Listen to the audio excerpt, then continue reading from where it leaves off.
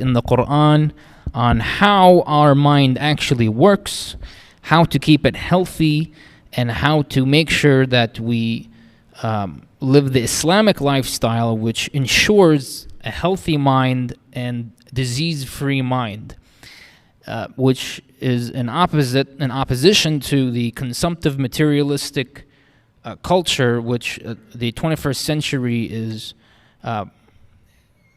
harboring and encouraging and fostering. And I want to talk about today a little bit into why that is, a little more in depth. The reason that we have, or the cause of most of mental disease, is distorted cognition. So we perceive things in an incorrect way. For example, just as a simple example, I walk into the store and the store owner does not greet me. So that could be interpreted in so many different ways. Most logically, the store owner or the person who didn't greet me is either not thinking about it or didn't pay attention or has an earpiece in their ear and they're talking on the phone or something of that nature. But a distorted way of perceiving that may be that, oh, this person did not say hi to me, did not greet me, therefore they don't like me. And since he's the store owner, everybody else in the store doesn't like me, and I'm not wanted here. And all these false conclusions start building up, and the behavior of that person and the way they feel is influenced by that. They can become anxious, angry, depressed, etc., etc. This is just one example, but you can imagine if all of life and all the events of life are perceived in an incorrect way, are intellectualized, and our thought, our cognitive brain is used to think about it in the wrong way, we can have a completely different outcome than if we perceive it the correct, healthy way and act upon that.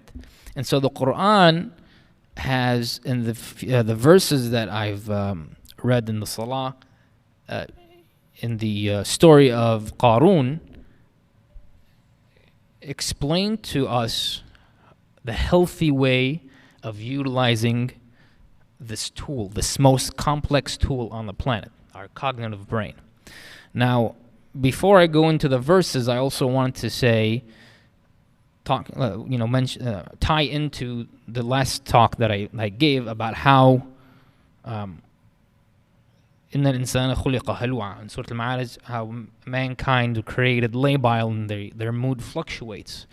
And that has to do with the fact that we have a part of our brain that is where the emotions and desires arise from, and also the reward center.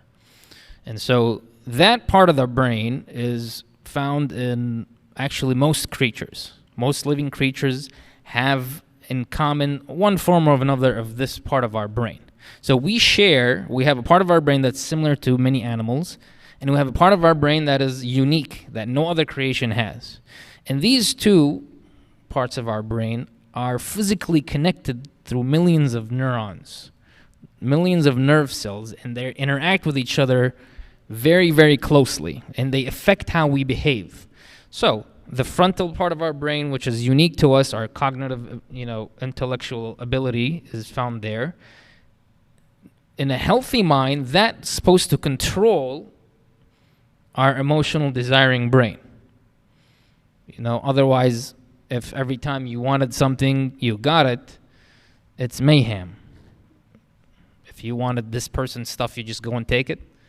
That's not right. You'll have complete chaos. And so a normal, healthy mind, and as a matter of fact, the Islamic lifestyle promotes this kind of healthy mind where it's in the cognitive brain is in control of the desiring brain. That's how it should be. And if you think about it, every single form of worship, whether it be ritualistic or non-ritualistic, has a common common theme or a common denominator, which is patience and withholding. Think about it. Salah, Siyam, Zakah, Hajj, all these things. These are not things that we desire. Nobody just has, well, not nobody, but most people don't have a desire to do something that prevents them from eating or drinking, or something that makes them spend on something that doesn't satisfy them, like zakah, for example, or doing good for others, spending your time, volunteering, all these kind of things. The emotional, animalistic, desiring brain doesn't like that. But that's exactly the point. That's the point of worship, is to keep your humanistic cognitive brain in control. Keep your emotional brain in check, your desires in check. And studies have actually shown that the more you practice this, the better you become at it. Not only does the function of your cognitive brain become better, the volume literally increases.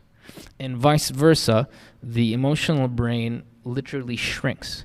Think about it like your muscles.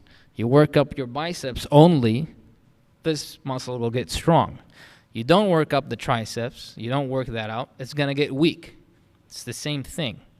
So these two are kind of yin and yang. They're sort of like arm wrestling at all times.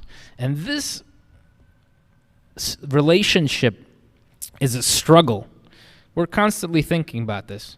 We're constantly wanting things that aren't necessarily needed by us, or just desires. I want this, I wish I had this, I wish I had that. That's always happening with everybody 24/7. And we have to withhold and control that and be like, well, I don't need this right now. I can spend my money in something better, etc., etc. Or I can spend my time in a better way, more beneficial way. So this struggle is actually the struggle of humanity since existence. If you think about it, all of humanity and its purpose on life is sort of, in a nutshell, summarized in this struggle between these, represented by these two parts of the brain. And so the consumptive materialistic culture of the 21st century does the opposite. What does it do? It tells us, yeah, sure, have this big house that you don't really need. Get a bigger house. Get another third, fourth, fifth vehicle. Have this vacation. Whether it's halal or not halal, it's always consumptive, materialistic, more, endless. More of this, more of that. And it's never quenched. If you pay attention and you go down that route, you'll never be satisfied. To the point that, people who have everything that can possibly be owned or had or experienced start wanting very strange and weird things. Like sadism, for example, and torture. Like, no animal tortures another animal, but humans being torture one another, and they enjoy it. This is where the desiring emotional brain has overpowered the cognitive brain to such an extent that it controls it now. Now you have this, and this is a mental illness. This is by definition mental illness. This is why we're sort of talking about this. Just so that we understand, mental illness is primarily when your emotional brain controls your thinking part of your brain, your cognitive brain. And now it becomes subdued by it, to the point where people do these ridiculous things. In any case, we'll go into the verses. So, and I wanted to touch also, last time we talked about how the majority of society has mental illness. 17 to 20% of adults in the U.S., this is before COVID, have anxiety, depression, or some form of mental illness. I think I said 70% last time. I meant to say 17 to 20. But that's still like 1/5 of the population. That's every fifth person, adult, has this, has some form of it. And this is at least doubled during last year and a half during COVID. But the really, really disturbing thing is, if you look at the youth, go to the NIH, the National Institute of Health's website, and you will see this. This is not information I'm making up. the youth have a 45 to 50% mental illness. That includes our kids, your kids. Think about your kids. Your kids have a 50% chance growing up in this country to be mentally ill, either depressed, anxious, both, or have some other form of psychological issue. And it's not because, some psychological disease has to do with genetics. But this shift, this doubling, how come we're talking about the same society here? How come it doubled? You went from 20 to 50. And this is all before COVID, so I'm sure the actual numbers now are higher. But think about that. How did it double? They're eating the same food. They're breathing the same air. They're drinking the same water. It's not the physical that has changed. It's the mental. And therefore, the problem is a mental one, which is affected by the culture. And the culture in the past 10, 20 years has dramatically changed. To the point where if you just on YouTube or something, find some old TV show, 20 years old. Just some average TV show. And look at an average TV show today. So different.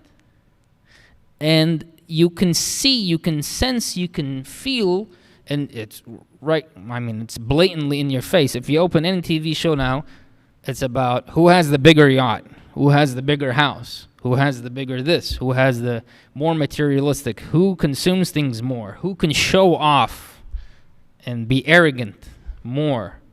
Matter of fact, the majority of entertainment business is show-off business, or said nicely, show business, but it's really show-off business. It's all about showing off. People are showing off their bodies, women, men, whatever it is. They're showing off their talents. They're showing off something. What they own, and these are things that affect us in a very negative way. These things make our emotional desire brain more active and in control of our cognitive brain. So Allah subhanahu wa ta'ala explains in Surah Al-Qasas, is the chapter of stories actually. That's the name of the chapter. And most of it is talking about stories during the time of Sayyidina Musa.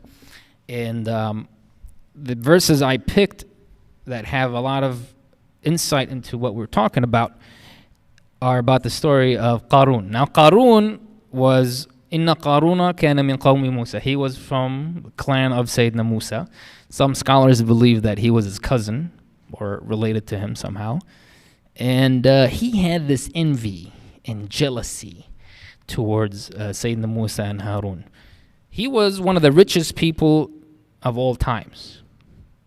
The following verse, وَآتَيْنَاهُ مِنَ الْكُنُوزِ مَا إِنَّ مَفَاتِحَهُ لَتَنُوءُ بِالْعُصْبَةِ أُولِي الْقُوَّةِ. We gave him so much wealth that just the keys to the cabinets of his treasures and wealth require a sizable group of strong men to carry. Just the keys. And they have a hard time with it too. That's how the Quran describes it. So he was a very rich man. قارون كان من قوم موسى فبغى عليهم also, and he was excessively abusive. So Allah subhanahu wa ta'ala is describing Qārūn as a financial tyrant. Think about a corporation today. That's kind of what a corporation's goal is in this country today, is to make as much money and therefore influence as many policies around it and sort of dictate what it wants, and becomes this financial tyranny. So millennia ago, described in the Quran 1400 plus years ago, about a story that happens millennia ago, it's still happening now. It's the same theme. فَبَغَى عَلَيْهِمْ وَآتَيْنَاهُمْ مِنَ الْكُنُوزِ. And he was one of the richer men. But Qārūn, still, even though he was one of the richest men of all times, he was still jealous and envious of Sayyidina Musa and Harun because of them being prophets, and therefore they have a higher social status. And so he had this envy because he had this distorted perception, distorted thinking like we're talking about. And so envy was a result of this mental illness that he had. You think of any situation that will make you envious. As a matter of fact, like we talked about TV shows, they're all about making you feeling envious. Look at this guy's big yacht that has all this golden marble, I don't know what. What does the average person say? I wish I had what he had. Matter of fact, this will actually be illustrated in the next ayah, in the next few ayahs. But this envy is something that is a result of this feeding this and strengthening and empowering this desiring emotional brain.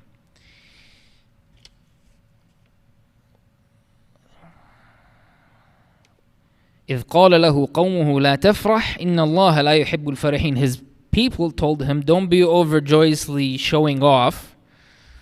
إن الله لا يحب الفرحين. Allah subhanahu wa ta'ala does not like those who show off. Right? Because this causes other people to feel envious, and that makes their emotional brain stronger, and therefore they become more sick. وَابْتَغِي فِيمَا آتَاكَ اللَّهُ الدَّارَ الْآخِرَةِ. Here, this verse here is incredible. Allah subhanahu wa ta'ala is defining for us the correct way to think about money. So think about our situation today. Money is almost everything. It's the most important thing. Matter of fact, people who have money are those who are idolized. Like Bill Gates and Warren Buffett and Steve Jobs when he was alive, and Zuckerberg or whatever his name is, the Facebook guy. Or, actors and actresses and that kind of thing. People who are showing off their wealth or their sustenance. Although this is sustenance that Allah subhanahu wa ta'ala has gave them, and He can take it away in any moment. But Allah subhanahu wa ta'ala is laying out the correct way of doing this, thinking about money. وَابْتَغِي فِيمَا آتَاكَ اللَّهُ دَارَ الْآخِرَةِ. And with what Allah subhanahu wa ta'ala has gave you in sustenance, seek the dar al-akhirah, seek the hereafter. So the goal should be utilizing whatever sustenance Allah has given you, whether it's your ability to speak, your ability to think, your skill set, your wealth, your time, whatever it is, utilize that and maximize its utility to benefit you really in the hereafter. But in the same sentence, he also follows up and say, وَلَا تَنْسَ نَصِيبَكَ مِنَ الدُّنْيَا. And don't forget your share of dunya. So Allah subhanahu wa ta'ala is not asking us to be just, like living in rags and in a cave in the middle of nowhere and being completely disconnected and not wanting anything from dunya. But at the same time, it's not the other extreme that we currently live in. It's not money and whatever sustenance we have is something that we should show off because it's everything. No, it's not everything. It's a means. So part of this distorted cognition that we have in culture today is that we believe that a person's value is their financial or monetary value. You've heard the term, how much is this guy worth? Oh, this guy's worth, I don't know, 2-point-something billion or 10 billion, or right? That's actually it's part of language now. It's become so commonly part of culture that it's language. It's part of the language, and not just in English, and they even say it in I'm probably sure in most languages. Somebody is worth this much money. Subhanallah. How is it's such a distorted, if you think about it, it's such a distorted way of thinking. Money is sustenance, right? So my vision is sustenance. So if I have 20/50 vision or 20/40 vision, and this person has 20/20 vision, does that mean that I idolize him or he's worth more than me? This is just a form of sustenance. Or if I have 10 toes and he's got 9 toes, Allah subhanahu wa ta'ala has gave me 1 toe extra sustenance over him. Does that make me better than that person? Does that mean he should idolize me? No, that just completely makes no sense. But somehow, if it comes to money, we have accepted that it does make sense, even though it really doesn't. وأحسن كما أحسن الله إليك ولا تبغي الفساد في الأرض إن الله لا يحب المفسدين. And be kind and good as Allah has been kind and good to you, and don't seek corruption. Allah subhanahu wa ta'ala does not like corruption. So these are things that the people of Qārūn were telling Qārūn. And basically these are an illustration for us to follow. This is how we should look at these concepts and intellectualize them and think about them in that way. What was Qārūn's response? قَالَ إِنَّمَا أُوتِيتُهُ عَلَى عِلْمٍ عِنْدِي. He said in arrogance, I have been given this, and look at the language, it's interesting. I have been given this. He didn't say, I acquired it. He said, I have been given this because of knowledge that I have. Basically, because he's better than others. So he's arrogant. أولم يعلم أن الله قد أهلك من قبله من القرون من هو أشد منه قوة وأكثر جمعا. Does he not know that Allah subhanahu wa ta'ala has destroyed people of centuries before him who were more powerful and more wealthy than he was? And so, what was Qārūn's response to Allah subhanahu wa ta'ala? Allah subhanahu wa ta'ala is Islamic way of thinking and Islamic lifestyle and what his people recommended that he do. His response, not only verbal, then he did an action after that. فَدَخَلَ عَلَى قَوْمِهِ فِي زِينَتِهِ. And then he went in full display of all his wealth. See here, he's doing exactly what we're doing today. Millennia later, it's the same sick mind and results in the same behaviors. Complete display of all his wealth, all his money, his gold, his jewelry, his servants, his animals, his horses, his possessions. Take them all out and display. Now here, this is very interesting.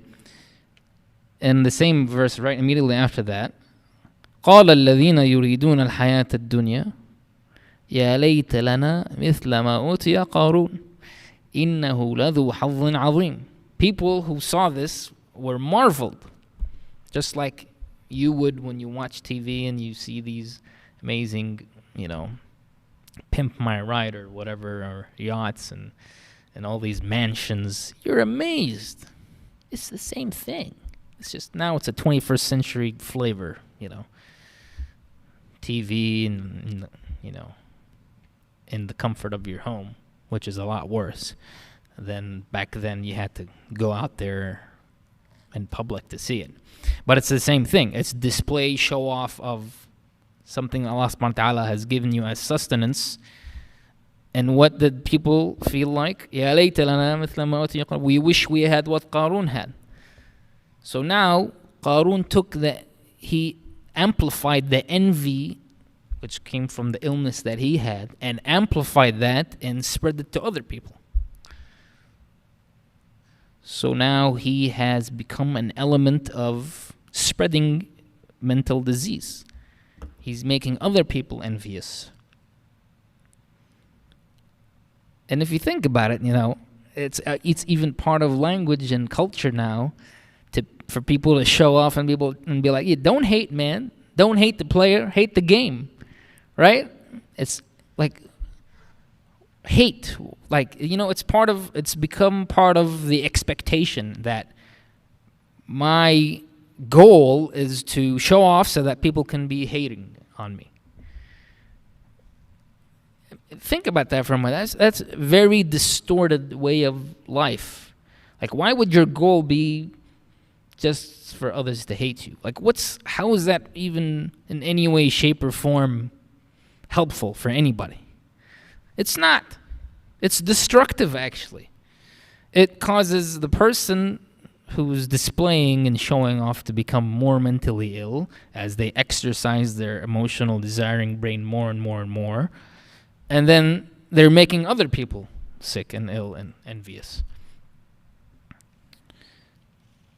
إِنَّهُ لَذُو حَظٌّ عَظِيمٌ. He is so lucky. He is an enormous luck.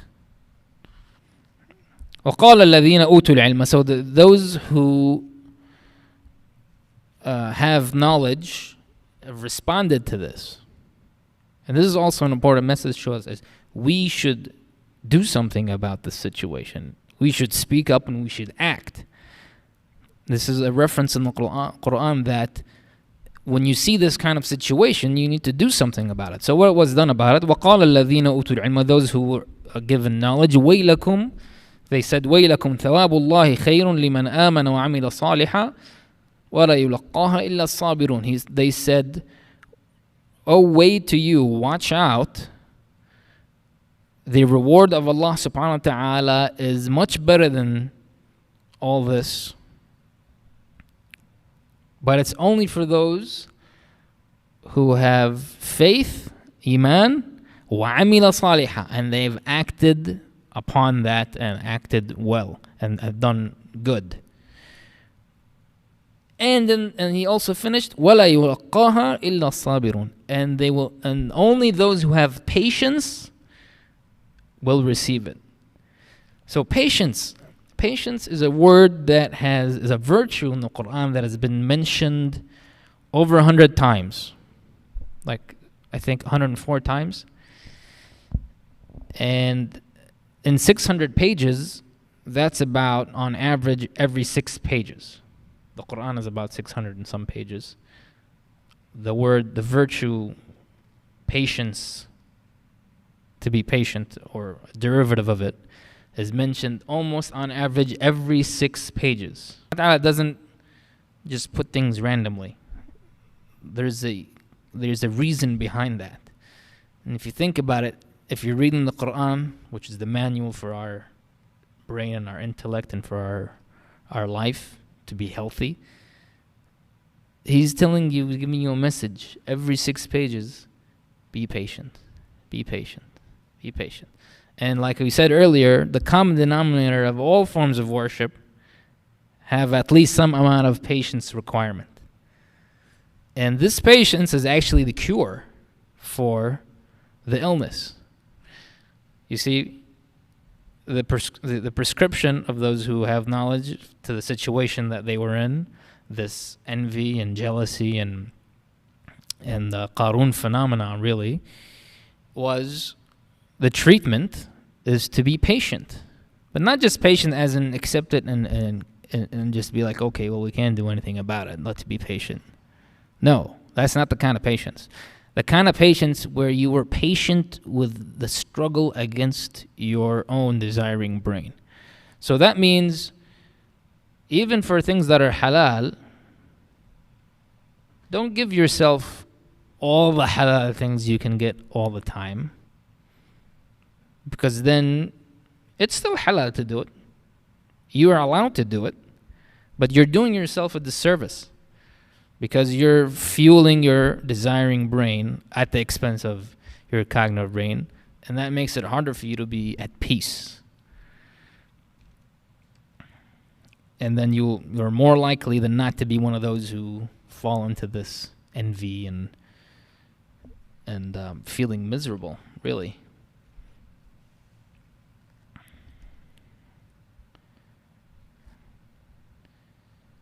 So what Allah subhanahu wa ta'ala's response to that is فَخَسَفْنَا بِهِ وَبِدَارِهِ الْأَرْضِ فَمَا كَانَ لَهُ مِنْ فِئَةٍ يَنْصُرُونَهُ مِنْ دُونِ اللَّهِ وَمَا كَانَ مِنَ الْمُنْتَصِرِينَ. Allah subhanahu wa ta'ala has abolished him and his entire wealth. And as a matter of fact, in Egypt there's a crater where Qārūn's mansion was, as a reminder. Until now, millennia later, where Qārūn's property was is now a crater. Allah subhanahu wa ta'ala abolished him, and he did not have any group of people or any sect or any kind of entity that will help him or get him out of his situation. وأصبح الذين تمنوا مكانه بالأمس يقولون وكأن الله يبسط الرزق لمن يشاء من عباده ويقدر. Now after that, the people who were envious, after they've seen what happened to Qārūn, they're like, oh man, Allah subhanahu wa ta'ala, now they understood the concept. وَيْكَأَنَّ اللَّهَ يَبْسُطُ الرِّزْقَ لِمَن يَشَاءُ. Allah subhanahu wa ta'ala gives his sustenance in different ways and shapes and forms to whomever he wishes, and he withholds from whoever he wishes. Now they understood the concept that sustenance is just a means, it's not the goal. But after this person had to be abolished, لولا أن من الله علينا لخسف بنا. If it wasn't for Allah subhanahu wa ta'ala bestowing his mercy on us, he would have done the same to us as he did to him. وَيْكَأَنَّهُ لَا يَفْلِحُ الْكَافِرُونَ. Those who disbelieve in the Islamic lifestyle, not just by saying, I'm Muslim, or not saying I'm Muslim, those who don't actually practice the Islamic lifestyle, لا يفلحوا. They will not be of those who are, they won't be winners, they'll be losers. So another way of saying this is, if you don't live your life the Islamic way and you don't have the Islamic lifestyle, you will be a loser. And we see it in today's culture. And we see it in today's rates of psychological illness, and especially in the youth, because they are exposed to more severe and more highly concentrated forms of consumptive materialism, encouraging this way of thinking, that it becomes ingrained and that's it. You can't change that. That's how they think. And that's actually one of the reasons why there's such a huge difference and a gap between our generation and the youth, if you think about it, because their entire perspective is distorted now. Everything they see is telling them this is the way to think about life, in this distorted way. Look at life in this distorted way. And they learn that, and that's it. It becomes it becomes irreparable. You can't change that.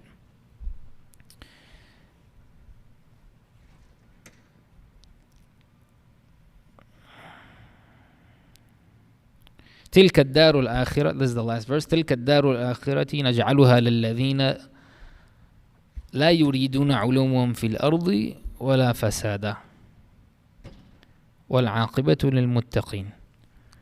The hereafter we will make it for those who do not want arrogance on earth and no corruption. And the end result and the end victory will be for those who have piety.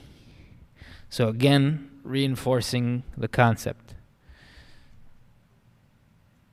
If your cognitive brain is in control of your emotional desiring brain, that's how you reach piety.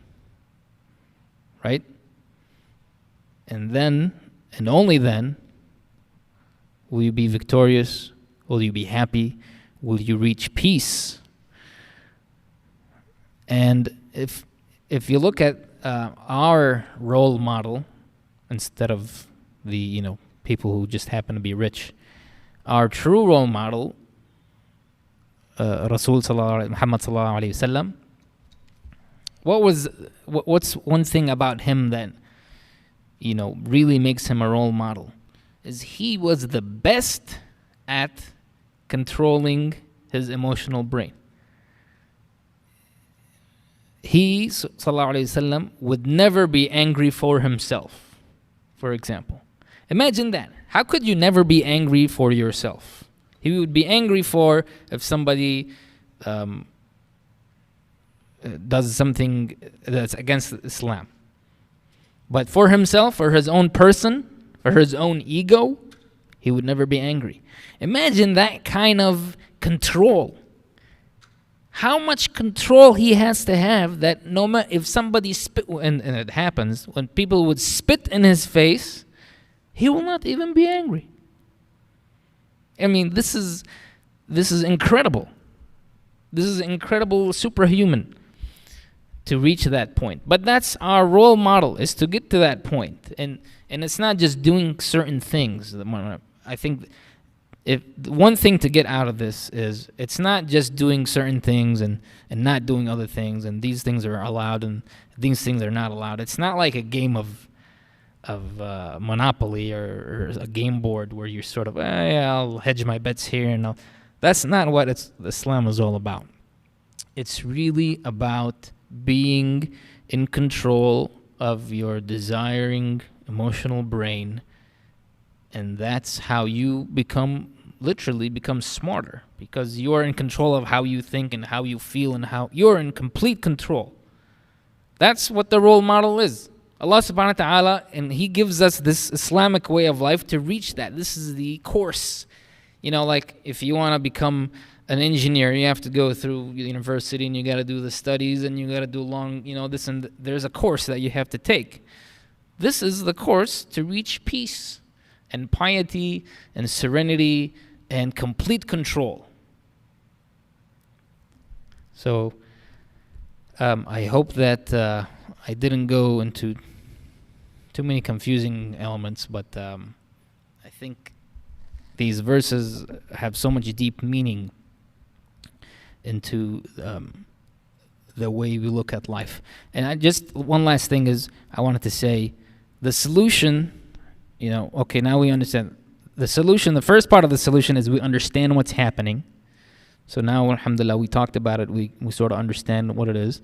And I'll be more than happy to talk about it, and maybe in a different form, or answer any questions. But this is something that needs to be spread in our community. We need to understand that this is happening. That's the most important thing. And then second is we need to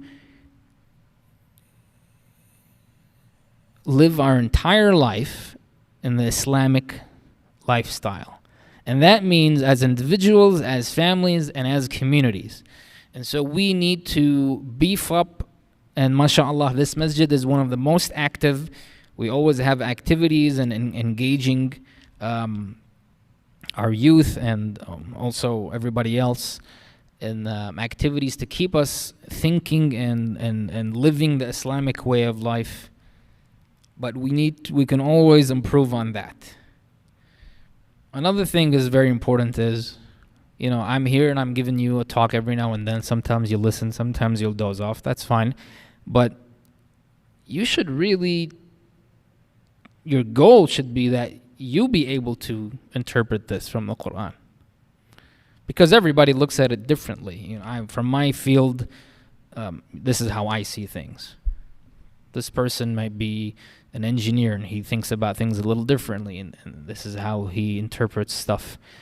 It makes more sense to him, and it allows him to be more encouraged to live the Islamic way of life and think that way. So it should be a goal for every one of us in the community to be able to read and understand the Quran. Yeah, that means you have to learn Arabic. It's tough, even for those who were born in an Arabic-speaking family. But really, this is the salvation. This is really the way you can become at peace, and you can have the best way for you to be illness-free. Really, to have like a peaceful and healthy mind. That's not something you put a dollar amount on. People who are very rich have, they're not happy. They're always worried about something.